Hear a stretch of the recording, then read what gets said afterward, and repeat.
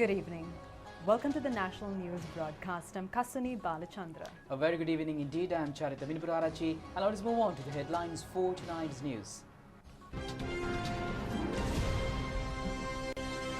The national program Gamata Pitiak with the objective to provide a playground for each divisional secretariat division commences. The final report of the Presidential Commission of Inquiry on Fraud and Corruption considered to have been taken place in the government institutions during Yahapalna government period said to be tabled in Parliament. The support of the Asian countries will be extended to Sri Lanka before the UN Human Rights Council measures, Minister Dinesh emphasizes. The Archbishop says President, Prime Minister and heads of security divisions of the Yahapalna government should be held responsible for failing to avert the Easter Sunday attacks. Vaccines for 500,000 under the COVID immunization program. The global corona infections increase yet again. On to those and other stories in detail now, and starting off with local stories. National program Gamata Pitiak was commenced today. The inauguration ceremony was held under the patronage of Prime Minister Mahinda Rajapaksa. Minister Namal Rajapaksa and State Minister Thenuka Vidanagamage were present at the ceremony, which was held at Temple Trace. Prime Minister Mahinda Rajapaksa said that the sports have become a subject with a market as well as a professionalism. Accordingly, he said that the number of sports colleagues in the country has been increased up to 30 at present.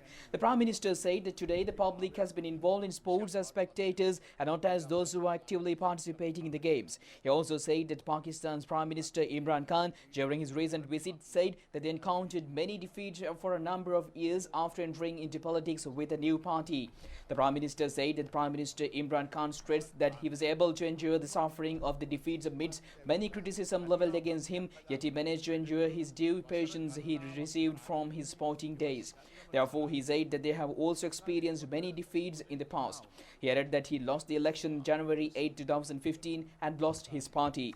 He further said that they managed to build a new party within years amidst all challenges and reclaimed the governing power of the country. He said that they were able to achieve such heights with the patience and accept defeat which they learned during their sporting days.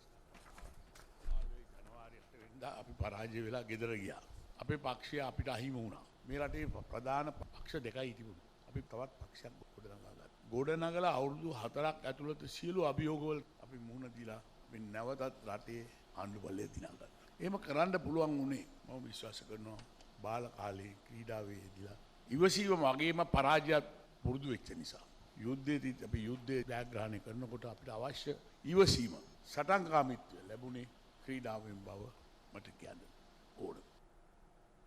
The modernization activities of the sports grounds, which was commenced today, was observed by Prime Minister Mahinda Rajapaksa via Zoom technology. The project has been initiated with the objective to produce a strong generation in the country under the Vistas of Prosperity National Policy Statement. Accordingly, 322 sports grounds expected to be developed under the program at a cost of 1.5 million rupees for each ground. The program has been conducted by local government institutions. The program has been jointly initiated by Minister of Sports and Youth Affairs and State Ministry of Rural and Schools Sports Infrastructure Facilities Development.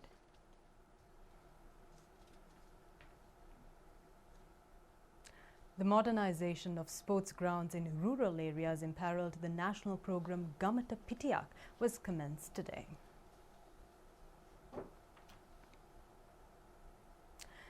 Development projects related to Mahavatta grounds in Narahenpita were commenced with the participation of State Minister Susil Premajayantha. Financial provisions worth 5 million rupees have been allocated for this project. The development project of Nachaduwa Atruvella grounds in Anuradhapura was commenced with the participation of State Minister Shahan Senasinghe. The development of Akmimana Poddala grounds in Gaul was commenced today. Public representatives and state officials were present on this occasion. Playground of the Doragamuwa Mahavidyalaya in Patadumbara, Kandy will also be developed under the national program Gamata Pitiak. The development of the handball ground in Pellivinna, Kappetipula of Valimara Electorate was commenced today in parallel to the national program Gamata Pitiak. The The development project of the Randenigodayaya grounds in Vellavaya commenced today under the national program Gamata Pitiyak. Development project of the Rangegama grounds in Panavala in Dehiyovita Divisional Secretariat Division of Kegol district was initiated with the participation of parliamentarian Sudat Manjula. Leela Ratna grounds in Kantale is expected to be developed as a stadium which can accommodate day and night games. A foundation stone was laid today to construct a handball stadium in 204 Singhapura village in Polonnarua under the national program Gamata Pitiyak. Construction of a stadium in Padeni area in Variopola was initiated with the participation of State Minister D.B. Herath. Chairman of the Nuwara District Development Committee's S.P. Disanayaka laid the foundation stone for the stadium expected to be constructed in Hangurang, Qatar. The development of a handball stadium in Uyanvat, the Hurikadua area in Kundasala electorate was commenced today. Development project of the Suryapura grounds in Rabukkana was initiated with the participation of State Minister Kanaka Herath. Renovation of Chamindaranavaka playground belonging to Sri Piyaratana Mahavidyalaya in Uduwela area in Agalavata Divisional Secretariat Division commenced today. It was initiated with the participation of parliamentarian Sanjeev Edrimana. State Minister Janaka Vakkumbra presided the commencement of development activities of the Potupitiya grounds in Kalavana. 10 development projects in Vaunia district related to the national program Gamata Pitiyak was initiated today. The main event of the program was held at the Thalikulam grounds with the participation of parliamentarian Kulasinghan Dileepan and District Secretary Saman Bandula. The development of Manam Pitiya Volleyball Stadium in Meetiyagoda, Ambalangoda was commenced with the participation of Chairman of Ambalangoda Divisional Council Pushpalal Kumar Singha. The development project related to the Mihikatha Vatta grounds in Kitulavala, Kalutara also commenced today. The construction of a sports ground and a volleyball stadium in Galpolakulia Pitiya was initiated today. Parliamentarian Samanpriya Herath was presided at this occasion. And meanwhile, the Cabinet of Ministers granted approval to submit the final report of the Presidential Commission of Inquiry on Fraud and Corruption considered to have been taken place in the government institutions within the period commencing from January 14, 2015 to December 31, 2018. The Cabinet spokesman, Minister Kehelia Rambukwala, made these remarks while addressing the media briefing held to announce the Cabinet decisions at the Government Information Department today. Former President Maithripala Sirisena established this commission on January 14, 2019 and it was chaired by retired Supreme Court Judge Upalya Beratna. The final report of the commission has been handed over to the former President and the Cabinet of Ministers granted approval to the proposal presented by President Gotabaya Rajapaksa to table the final report to the Parliament. The Cabinet of Ministers has granted approval to commence the project to supply water to the Wattegedra and Hibilia Khade tanks proposed at the Gamasamaga Pilisandra program held in Hibilia Khade area in Vilgamo Divisional Secretariat Division in Mathala district. A total of 7,155 million rupees has been estimated for the project.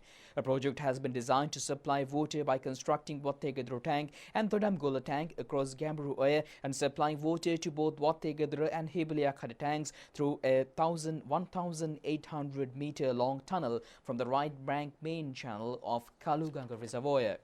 This project is expected to increase the economic condition of the low-income earning people who have made agriculture as their sole livelihood.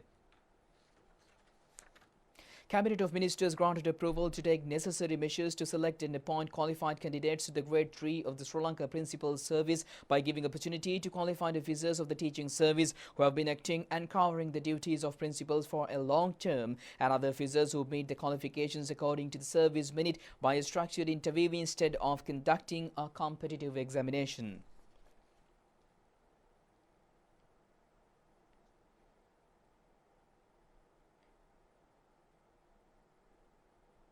Cabinet approval has been granted to develop the West Container Terminal on build, operate and transfer basis for a period of 35 years as a public-private partnership with parties nominated by India and Japanese governments. Accordingly, the PPP will be carried out with the Adani's Port and Special Economic Zone Limited and its local representative John Keel's Holdings PLC and the Sri Lanka Ports Authority. The High Commission of India has approved the Adani's Port and Special Economic Zone Limited while the Japanese government is yet to nominate an investor. Minister Dinesh Gunawardena says the support of the Asian countries will be directed to Sri Lanka before the measures of the UN Human Rights Council. The minister made these remarks after he called on Chief Prelate of Kotte, Sri Kalyani Samagri Dhamma Mahasangha Sabha, Venerable Dr. Ittapane Dhammalankaratheda today. On his birthday, the minister called on Venerable Dr. Ittapane Dhammalankarathera at the Rukmale Dharma Vijaya Loka Viharaya. Views were shared on several political factors, including the UN Human Rights Council. Minister Dinesh Gunawardena said that every country in the Asian region have extended their support to Sri Lanka and its sovereignty. He also said that the Asian countries are also extending their support to allow Sri Lanka to resolve their internal issues as well. Many remarks were also shared at the resolution proposed by the UN Human Rights Council against Sri Lanka at the cabinet briefing today. Meanwhile, Centre of Jaffna Civil Societies held a media briefing at the Colombo National Library Services and Documentation Department Auditorium.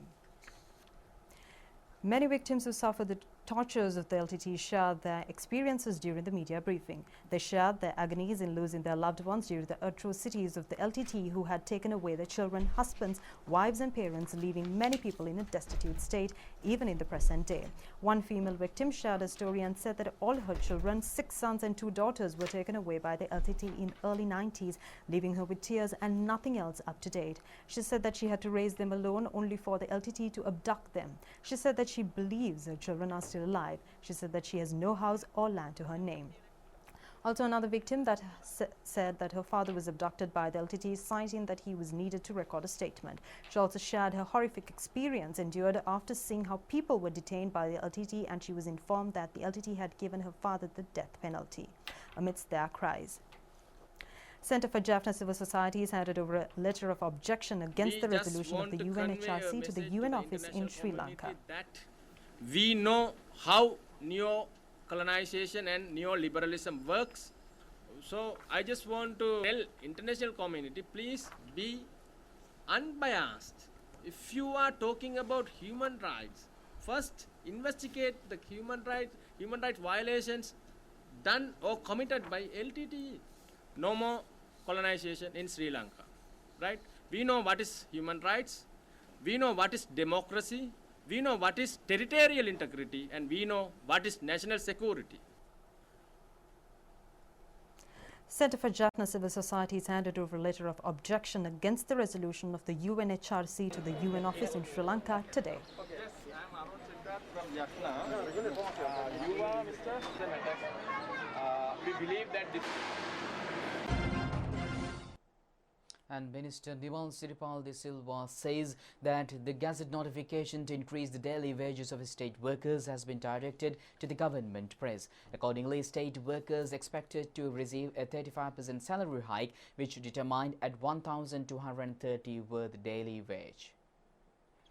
Wage board was convened yesterday, and the relevant decision reached at the board meeting was handed over to the ministry by the Commissioner General of Labour. I am happy to announce that the wages issue of the plantation workers has been settled by today. My endeavour was to encourage extension of the collective agreement between the employers and the employees' trade unions. But it failed because the two parties could not agree to the conditions. Thereafter, I had no other alternative but to refer this matter to the wages board. Wages board met and decided to give this increase of ₹1,000 daily wage to the plantation workers, but this has to be approved by a second meeting. But for the second meeting, as the employers did not cooperate and take part in the meeting, giving the necessary quorum, I had to summon the wages board again yesterday. Before this, wages that was earned by the workers together with the EPF and ETF contribution by the employer is in the range of ₹911. But now it has rise up to 1,230. So there is an increase of ₹319. That is about 35% increase in terms of the benefits. So we are happy that this issue has been sorted out. And I appeal to the trade union and the workers. Since our government has increase this amount. They should also cooperate with the employer and ensure that the productivity in the area of tea and rubber shall be increased and contribute to that factor, because we are in need of foreign exchange. We need to increase the productivity, and in the same time I appeal to the employer that their motive should not only be making profit but to ensure the workers' welfare. Archbishop of Colombo, His Eminence Malcolm Cardinal Ranjith, Prime Minister and heads of security divisions of the Yahapalnya government should be held responsible for failing to avert the Easter Sunday attacks. Convening a special media briefing, the Archbishop of Colombo said that stern legal action should be taken against them under the investigations of the Criminal Investigation Department and as mentioned in the Easter Sunday Commission report. Director General of Legal Affairs to the President, Hari Gupta Rohandi, represented a copy of the final report of the Presidential Commission on Easter Sunday attacks, which was handed over to the President yesterday. This is the first media briefing held by His Eminence Malcolm Cardinal Ranjith after studying the report.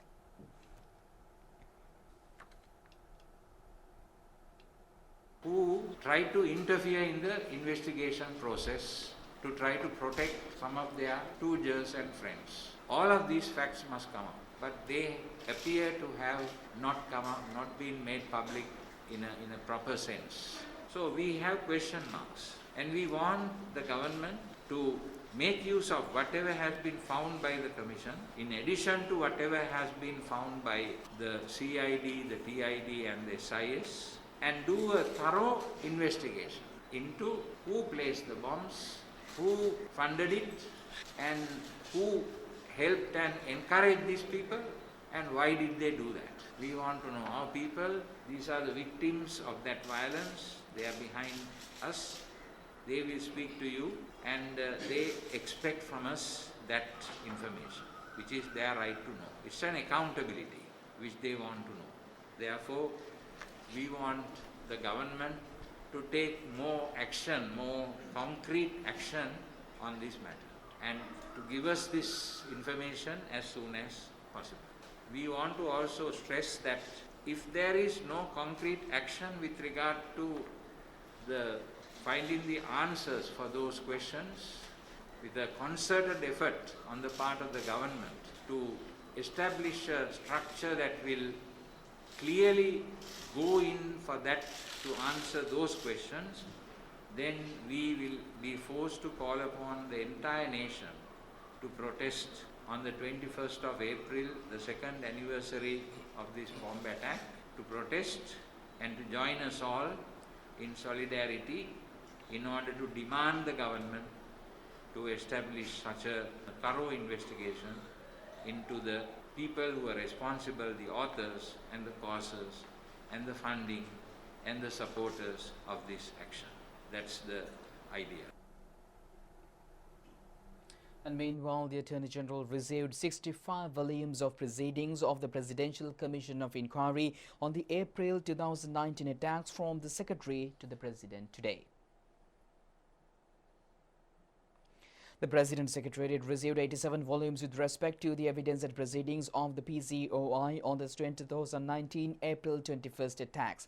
States Counsel Nishara Jaratna, the coordinating officer to the Attorney General, said 22 volumes were not handed over due to the sensitive nature of evidence pertaining to national security. Volume 1 of the report was handed over to the Attorney General on the 25th of February.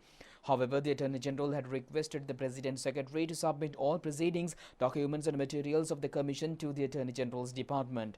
The Attorney General stated thousands of pages of investigative material with regard to the 8 terror attacks of 2019, over 30,000 evidence material from the PCOI as well as evidence material from the Parliament Select Committee will be studied for further need of investigations. The Attorney General stressed the investigations will take place in an efficient manner in order to file charges against relevant suspects.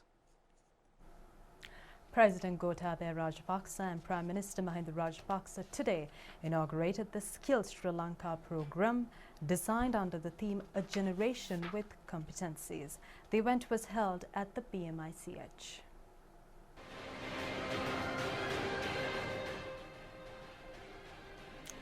The State Ministry of Skills Development, Vocational Education, Research and Innovation implemented this program with the objective of creating a skilled workforce to cater to the needs of an increasingly globalized and independent world economy. Overall, 70% of the total unemployed population is in the unskilled category. In this context, it is essential to make them a demand-driven workforce that meets present-day requirements in the job market. The Skills Sri Lanka program plans to establish an island-wide broad network of social infrastructure for school dropouts and for the unskilled sections among both the unemployed and employed categories. Skills development will be carried out under 8 categories through long and short-term courses. The President unveiled the official logo of Skills Sri Lanka. The President also inaugurated the program to provide a monthly stipend of 4,000 rupees for all students who pursue courses in the field they choose.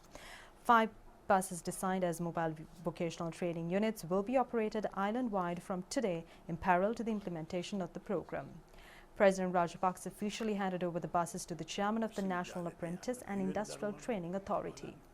State Minister Sitharam Epula presented the first copy of the Skills Sri Lanka newspaper to the President and the Prime Minister. Addressing the gathering, Prime Minister Mahinda Rajapaksa stated that it is the responsibility of the government to clear the path for future generations to enrich their lives, regardless of failures in examinations.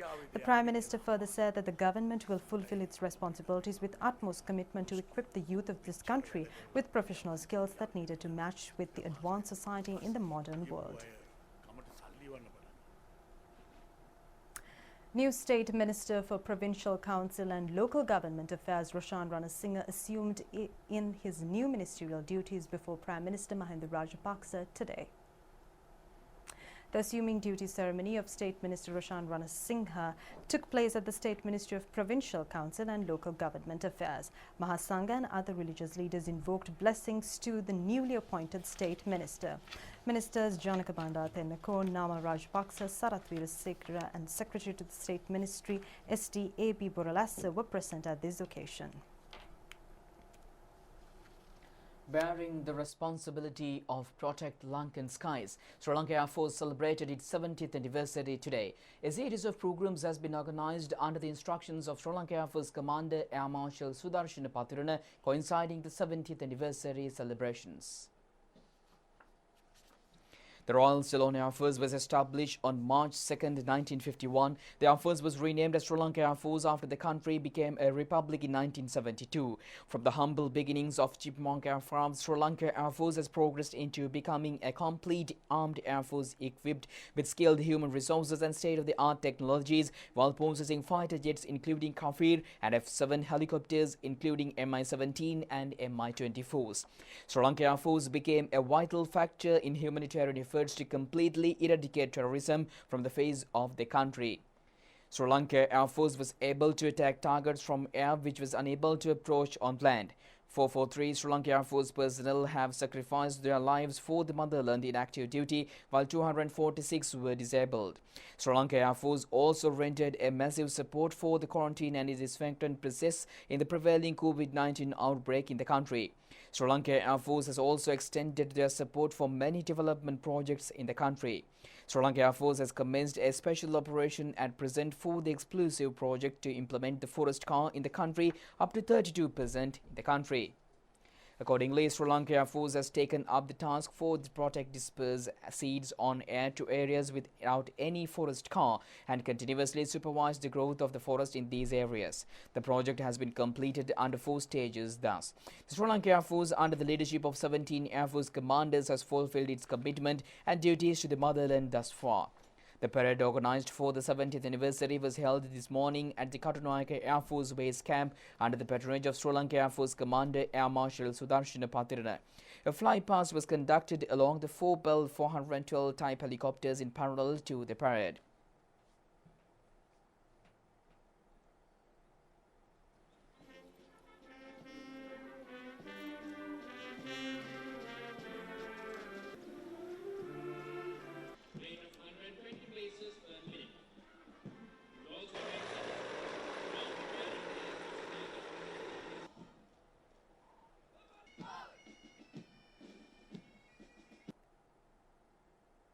A stamp worth 10 rupees and first day car was unveiled at the ChannelEye Air Force camp in celebration of the 70th anniversary.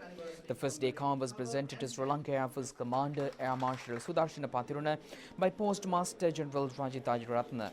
Secretary to the Ministry of Mass Media Jagat P. Vijayveera was also present at this occasion. Air Force theme song, which was composed in celebration of the 70th anniversary, was presented to the Sri Lanka Air Force Commander by local artists Bhathiya Jayakodi and Santosh Veeraman. The theme song has been written by Squadron Leader Janaka Hettiarachi. Addressing the media, the Air Force Commander said that several aircrafts are expected to be received from India and United States on free of charge. The epidemiology unit says that more than 500,000 persons have been vaccinated under the COVID-19 inoculation program. Accordingly, a total of 509,275 vaccines have been administered thus far. The vaccination program has been carried out for the 33rd day today. 42,925 persons were vaccinated yesterday. Second vaccination program was conducted today for the people in Hangwala Medical Health Officers Division today. Accordingly, 400 persons in Veralupiti and Avisavila Town Gramaniladari divisions received the vaccination. Another program to administer the vaccines was organized at the Narahinpita Mahavatta United Sports Club today. Accordingly, 1,200 persons above 60 years of age were vaccinated. A vaccination program was initiated at the Velavatta Trade Complex today. A total of 1,000 persons were vaccinated during the program. An inoculation program was held at the office of the Kolonnava Medical Health Officer today. A total of 1,000 persons were vaccinated. Another vaccination program was held at the Child and Maternity Clinic in Meadur Road in Mount Lavinia today. 1,200 persons received vaccines under the program. A total of 1,000 people in Vattala, Nayakakanda North and South Gramaniladari divisions received their vaccines today. Another vaccination program was held in Vattala area for the people in Hekitta, Timbrigazaya and Kuruluhen Grama Niladari divisions today. More than 650 people received their vaccines.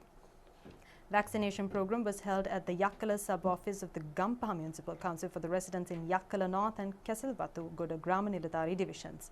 The number of recoveries from COVID-19 has crossed the milestone of 80,000 today. It is a percentage of 95.42. Another 3,362 COVID-19 patients are under treatment at various treatment centers. Another 153 COVID-19 patients were detected in the island today.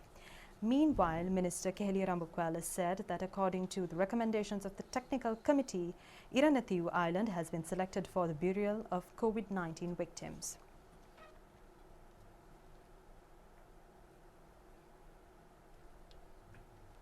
And meanwhile, the World Health Organization indicates that the number of new coronavirus infections globally rose last week for the first time in 7 weeks. WHO Director General Tedros Ghebreyesus said the rise in cases was disappointing but not surprising and urged countries not to relax measures to fight the disease.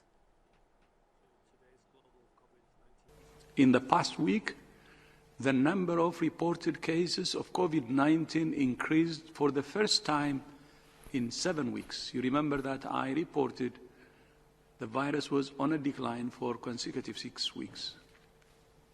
But first time in 7 weeks, we have a COVID increase. Reported cases increased in 4 of WHO's 6 regions: the Americas, Europe, Southeast Asia, and the Eastern Mediterranean. This is disappointing, but not surprising. We're working to better understand these increases in transmission. Some of it appears to be due to relaxing of public health measures, continued circulation of variants, and people letting down their guard. Vaccines will help to save lives. But if countries rely solely on vaccines, they are making a mistake. Basic public health measures remain the foundation of the response. It's encouraging to see health workers in lower-income countries starting to be vaccinated. But it's regrettable that this comes almost 3 months after some of the wealthiest countries started their vaccination campaigns. And it's regrettable that some countries continue to prioritize vaccinating younger, healthier adults at lower risk of disease in their own populations ahead of health workers, and older people elsewhere. Countries are not in a race with each other. WHO Chief Scientist Soumya Swaminathan also made remarks on the COVAX facility and its outcomes. The goal of COVAX was to bring an end to the acute phase of the pandemic by the end of 2021. So we know we cannot, completely eradicate the virus by the end of the year, but we can reduce hospitalizations, deaths, and severe illness. But we can only do that if people at risk around the world get the vaccine. And at this point of time, they're not. So again, just to remind that that's what COVAX was set up to do. If we can share the vaccines we have equitably to vaccinate the 20% of the population, approximately, that are at high risk of getting severe illness and death, we can stop those bad outcomes from happening. We have, of course, Dr. Tedros. And the check to the value of 50 million rupees donated by the Buddhist TV channel to the Digavapi Aruna Fund was handed over to the President Gotabaya Rajapaksa by the Board of Directors of the Buddhist Media Network at the Presidential Secretariat today. The restoration of the Digavapi Stupa is the first and foremost conservation project decided by the Presidential Task Force on the Archaeological Heritage Management in the Eastern Province. The fund Digavapi Aruna was launched on February 12th under the patronage of President and the Prime Minister. The construction of the rest house, which is to be carried out simultaneously with the Digavapi Aruna restoration program, is estimated to cost a total of 75 million rupees. Sudat Tennakon donated 25 million rupees for the construction of the rest house. The Buddhist channel has donated the remaining 50 million rupees. And meanwhile, the project to promote carbonic fertilizer in the country was commenced today. The project was initiated in accordance to the President Gotabaya Rajapaksa's Vistas of Policy Prosperity statement.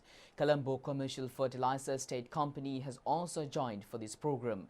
The objective of this project is to produce adequate quantities of carbonic fertilizer required for the agriculture in the country.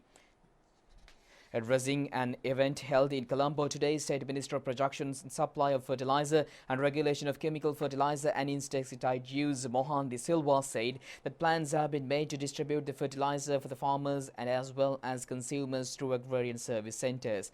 Chairman of the Colombo Commercial Fertilizer State Company, Metsiri Vijay Gunawardene, was also present at this occasion. And with that, we conclude tonight news. Do just tomorrow at the very same time. Stay safe. Good night. Good night.